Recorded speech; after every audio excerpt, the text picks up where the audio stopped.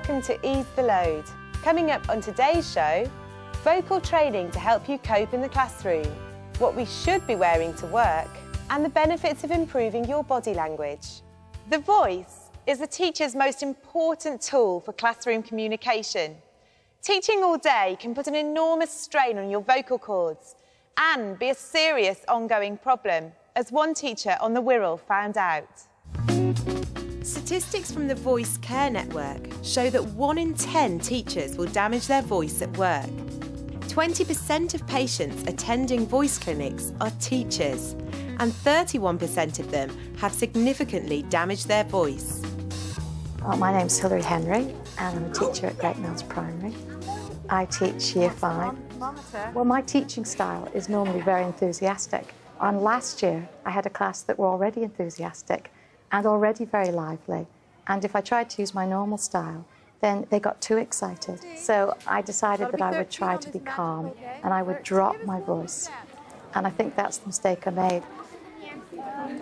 Right, which bit you're confused about? I just taught a normal mathematics lesson one morning, normal numeracy lesson, and I got to about my second sentence and my voice just dropped to a whisper and I couldn't get it back. After a few days, I had to go to the GP. She referred me to a consultant. He confirmed that, yes, the vocal cords were very inflamed, but there was no medical pathology. It was just strain on the vocal cords.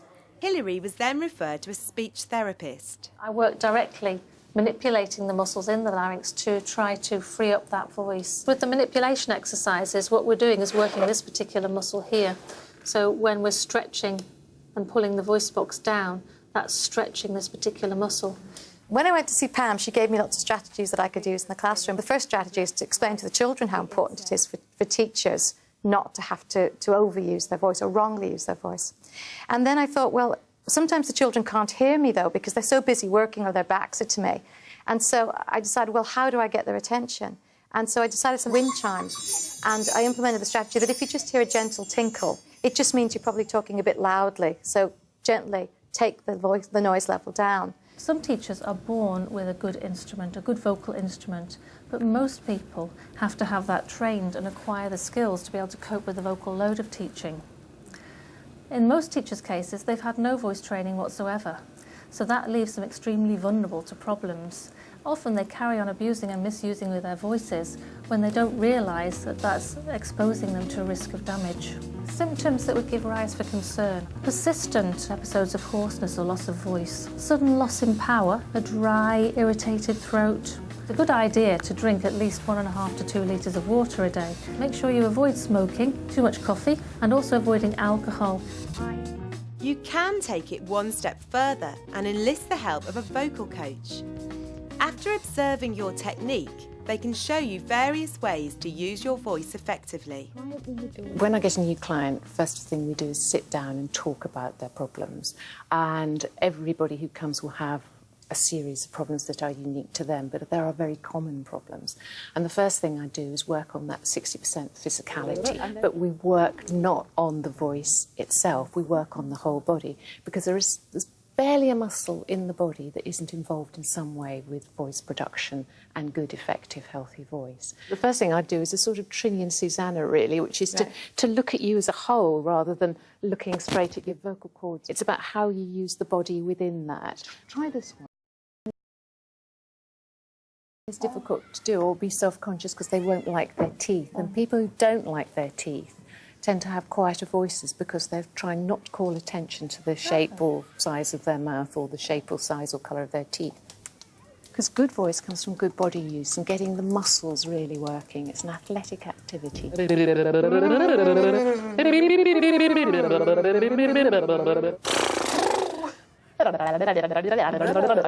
is one of those that's supposed to take away wrinkles as well, isn't it? Lifting up.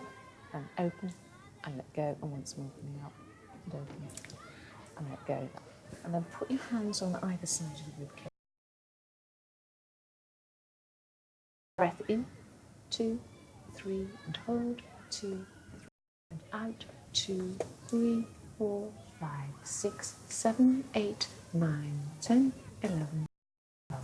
It is such a big part of what we do every day that really spending a I will do my exercises before I come in now. I will try and move my mouth and relax my arms and get myself relaxed to do it. And I think, yes, it will improve my well-being. I feel better already. It can be difficult to make the right impression. What you wear can have a big effect on how you're perceived by pupils and colleagues. My name is Gail Morgan and I'm an image consultant. I run a company called The Image House. I'm a governor at George Street School and I'm working with the teachers here on the influence and importance of colour and colour psychology on the children. As an image consultant, what we do is we help people make the best of themselves. So you're finding out the right colours, the right styles, the right sort of wardrobe staples that a person needs for their lifestyle. As a teacher, I think it's really important that they think about what they wear to work because they are influencing both the children as well as their colleagues. Most children have to wear a uniform, so the teachers should look professional as well. If you're a woman and you're teaching older children, you shouldn't be throwing lots of cleavage around and lots of legs. Inappropriateness for men is be careful what sort of ties you choose. And maybe as a primary teacher, then it's okay to wear the fun ties, but no Bart Simpson as you get older.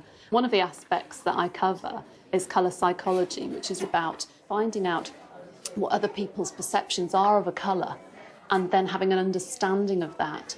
For example, black. Black is a very slimming colour and is constantly sold as such to everybody. But it can be quite overpowering. If you're wearing a black from head to toe, as a teacher, certainly on younger children, it's a bit intimidating, it's a bit aloof. The kids aren't really going to warm to you as much. And if you wear black with white, it's very authoritarian. And again, if you want children to empathise with you, they're not going to do that if you're standing there looking like a policeman. I often wear trousers to work because obviously more practical, usually black or grey. Sometimes a skirt, usually a longer skirt, because again, it's more practical. Often blacks and greys and things, cardigan and jacket, and usually a top or a shirt. What I have noticed is that if I do wear brighter colours, I don't tend to stick to blacks and greys. I do keep their attention a bit longer.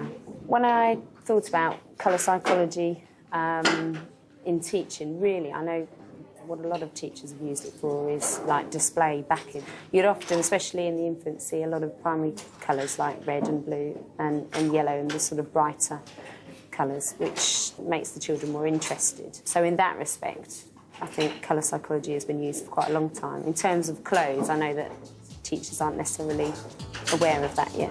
What I'm doing is I'm comparing very strong blue-based colours with warm-based colours. And we're looking at Emma's features, so her hair colour, her eye colour and her skin tone. That strong pink is fantastic on you, it really livens up your face. She doesn't look as healthy in that colour as she does in that. Think about the clothes that they've worn in the past and the colours that they've maybe had compliments in. This red is great on Emma, you can see she really shines in that colour. I like Mrs Hardy wearing red and black. I like seeing Mrs Hardy in a pink, sort of light pink. I like the best pink because it's bright. I think it's worth trying colour psychology, especially because trying to dress professionally, a lot of people do tend to wear black and grey, and I've been known to wear, you know, a black jumper and grey trousers, and can affect actually the way you feel without realising it. So if you do add a bit of colour, if you feel better, then obviously it should have an effect on the children. So I would say it's worth trying, definitely. We've already established the importance of voice and dress sense in the classroom. But if your body language isn't communicating the right messages, all your hard work on the way you sound and the way you look can go to waste. And we couldn't have that, could we? Meadow Community Primary School has opened up its doors today to Susan Quilliam, body language expert, to find out how well a Year 6 teacher is communicating in the classroom. Body language forms 93% of what we communicate, and teaching is all about communication. I think it's very important for teachers to be aware of their body language, and I try and be as aware of it as much as possible. Body language can communicate and create a relationship with students that makes them both like and respect a teacher. By observing the lesson, Susan can assess the ways in which a teacher delivers lessons. engages the pupils and manages behaviour, and then give advice to make communication with the pupils more effective. So one of the things you do really well, Louisa, is you use position in the classroom. So here is where you give out your information. How many places are we moving them? But you also keep the students' interest by walking. You know, you walk and talk at the same time. 15 over 21 in its simplest form. You relate to the whiteboard. We've got to find what 1/8 of 24 is first. And you also walk into the classroom. You use your space very well. You walk round the back, you patrol down the middle, and that gives the students not only something interesting to relate to, because they're watching you, it also makes them aware that you could be any. They are on task the whole time. The other thing you do is you use level. When you're giving instructions, and particularly when you want a class to do what you've told them, you will stand tall. You know, you will pull your shoulders back and you'll pull your head up. But when you're talking more one-to-one, you will round your shoulders and you will often, you know, reach out and touch. You'll reduce the distance. When a child is sitting, you will come down to their level. And you very much create rapport by doing that. You can see the children responding to you. Of course, one of the good things about body language is that when you use it well, when you stand tall and you bend correctly, and if you're kneeling or squatting to talk to a child, you're doing that effectively. It's much more healthy. So you said to yourself... So another body language element you use is gesture. And the one I particularly noticed was whenever you are talking to the students about something that's happening inside themselves. So you say, think this through for yourself, or work this out for yourself. You will typically use a gesture which points to them, or this double-handed gesture. So you're getting them to concentrate on what's happening inside themselves, as opposed to what's happening outside themselves. I didn't realise I did that. You reserve your best smiles for best behaviour. And you really reward the children by giving them your best smile. But you did have a wide range of expressions, from quite serious, when you're expressing a serious point, to much softer, with much wider open eyes, when you were inviting comments, inviting answers. Body language allows you to communicate better. It allows you to read the students better. It allows you to teach them about body language and so resource them. I found today very useful. It's been particularly useful really thinking about the way that I use my body and body language within the class, things that I have been doing but haven't really been as aware of, and from now on I'll be more aware of it. And also I think I'll try and share some of these things with colleagues. Ideas there to help you ease the load. Remember, if you are feeling the strain and you need advice, the Teacher Support Line is free 24 hours a day. Call them on 08000 562 561. See you next time.